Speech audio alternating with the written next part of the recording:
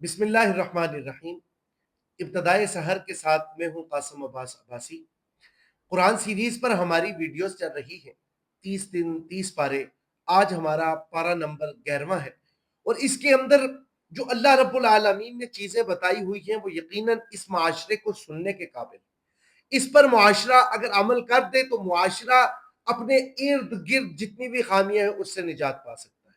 سب سے پہلے منافقین کون ہیں، منافقین کی پہچان کیا ہے؟ اس کے ساتھ سچی گواہی دینے والوں کے ساتھ اللہ کی مدد ہوتی ہے۔ جھوٹ اللہ رب العالمین پسند نہیں فرماتا۔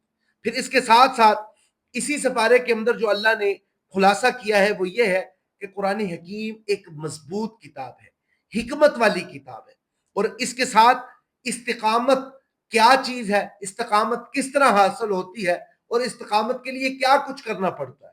پھر اس کے ساتھ ساتھ جو اس سپارے کے اندر اگلا حکم ہے وہ یہ ہے گناہوں پر ڈھیل کا انجام، کہ ڈھیل کس طرح ہوگی، ظالموں کی طرف جھکاؤ یہ ہمارے اسلام کے اوپر ہے یا نہیں ہے، اسلام اس کے بارے میں کیا کہتا ہے، اللہ کا قرآن اس کے بارے میں کیا کہتا ہے، نماز کی کیا اہمیت ہے۔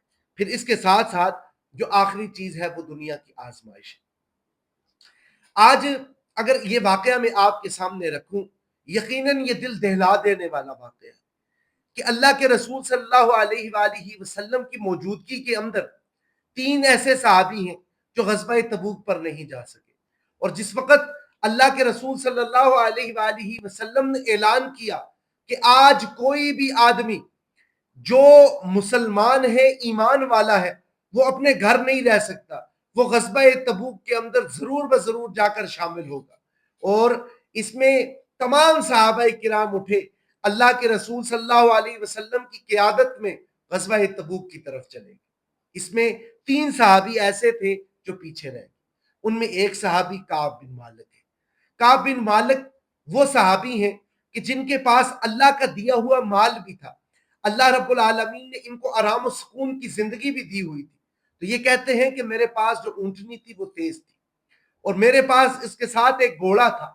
میں نے یہ سمجھا کہ یہ لوگ تھوڑا سا آگے چل جائیں، فصلیں پکی ہوئی تھی تو میں اپنی فصلوں کو کاشت کر لوں گا اور پھر جا کر اللہ کے رسول صلی اللہ علیہ وسلم کے ساتھ شامل ہو جاؤں گا۔ میرے بھائیوں، جس وقت یہ چیز ان کے پاس آئی تو سستی اور کاہلی نے آ کر ان کو پکڑ لیا، دبوچ لیا، یہاں تک کہ اللہ کے رسول صلی اللہ علیہ وسلم غزوہ تبوک سے واپس آ کر مدینہ میں پہنچے تو ہر آدمی جو پیچھے منافقین رہ چکے تھے وہ آئے، انہوں نے جھوٹی تسلیاں دی، من گڑت قصے بنائے، اور آ کر اللہ کے رسول کو کہا کہ اللہ کے رسول صلی اللہ علیہ وسلم میرا یہ معاملہ تھا، میرے لیے یہ مسائل تھے، میں اس غزوے میں اس لیے شریک نہیں ہو سکتا۔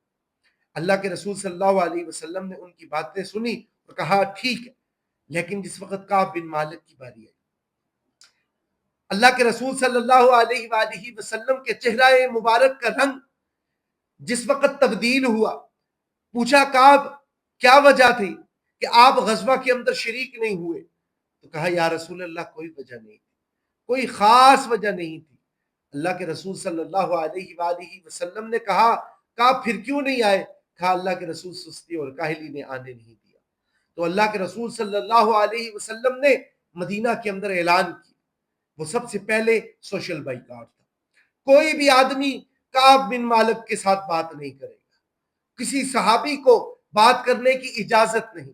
اب کعب بن مالک جو اللہ کے رسول پر ایمان بھی لے کر آئے، جو اللہ کے رسول صلی اللہ علیہ وسلم پر اپنی جان چھڑکتے تھے، اور جس وقت انہوں نے یہ خطاب سنا تو یقیناً وہ پریشان ہو گئے۔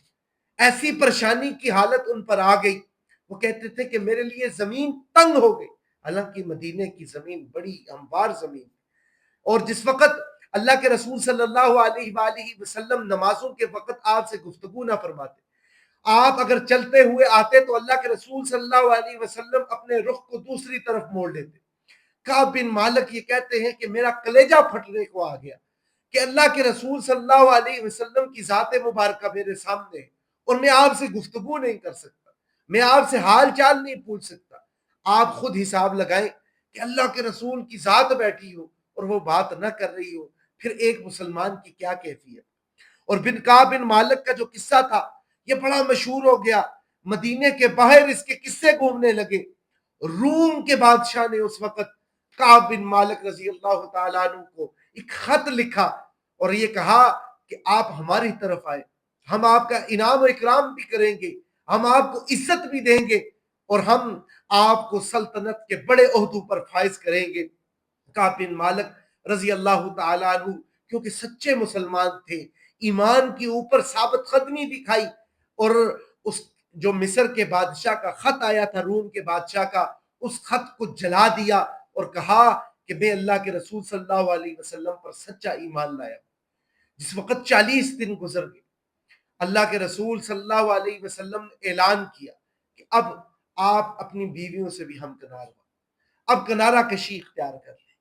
ये ऐसी कैफियत बन गई कि काब बिन मालिक कहते हैं कि हम घुट घुट कर जी रहे थे कि अब घर वाले भी हमसे बात नहीं कर रहे थे और अल्लाह के रसूल सल्लल्लाहु अलैहि वसल्लम के जो सहाबी थे वो भी हमसे गुफ्तगू नहीं करते थे।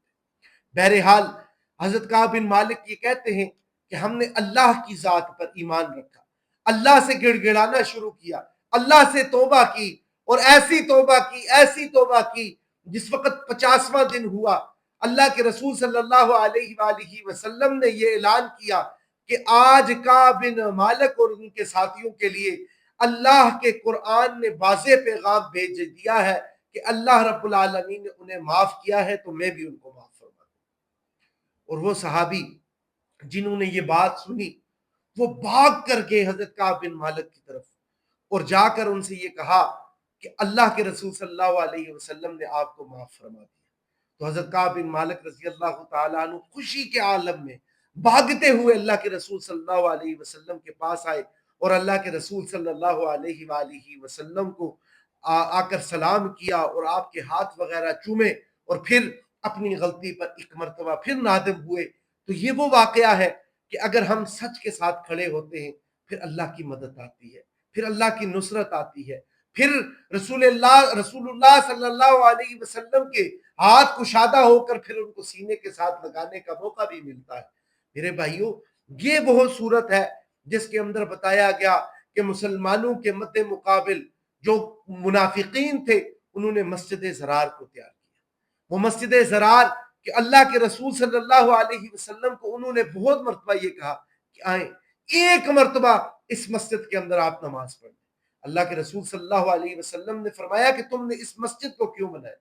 मुसलमानों की इज्तिमाइयत को खत्म करने के लिए ये जो हर गली और कूचे के अंदर मसाजिद बनाई जाती है, ये मुसलमानों की इज्तिमाइयत को खत्म करने का काम होता है। जो जामिया मस्जिद होती है, फिक़ह हनफी वाले जानते हैं कि जामिया मस्जिद के क्या क्या अहकामात हैं, जामिया मस्जिद किसे कहते हैं, जामिया मस्जिद के क्या क्या फजीलतें हैं और जामिया मस्जिद के अहकामात क्या क्या हैं, इन सब से तमाम उलमाए किराम वाकिफ है। अगर हम उस तरफ ले आए, मुसलमानों की इज्तिमाइयत को खराब ना होने दें, तो यकीनन हम इस दौर के अंदर बहुत बड़ा काम करेंगे। फिर इसके साथ अगला जो वाकया गैर में सपारे के अंदर मिलता है वो सूरत यूनुस का है। हजरत यूनुस अलैहिस्सलाम का वो किस्सा जिससे आप हर कोई आदमी वाकिफ होगा कि उन्होंने अपनी कौम पर मेहनत की,